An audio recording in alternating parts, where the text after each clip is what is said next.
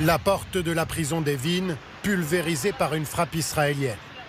L'image est captée ce matin par une caméra de vidéosurveillance, relayée quelques instants plus tard par le ministre israélien des Affaires étrangères sur les réseaux sociaux. Nous avons averti l'Iran à maintes reprises.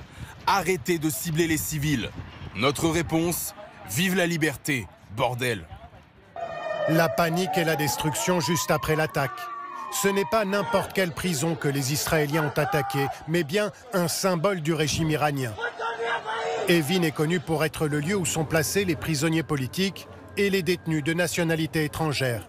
C'est ici que sont enfermés Cécile Kohler et Jacques Paris, le couple de Français emprisonnés depuis 3 ans en Iran et que la France considère comme des otages. Ce soir, Emmanuel Macron affirme qu'ils ont été mis en sécurité. Mais pour la sœur de Cécile Kohler, c'est bien le pire des scénarios qui est en train de se réaliser. On est complètement sous le choc en fait, parce que c'est ce qu'on redoutait depuis 10 jours. A priori, le portail de la prison se situe à environ 500 mètres de l'endroit où ils sont détenus, c'est extrêmement proche. Il y a une urgence capitale aujourd'hui à les sortir de là.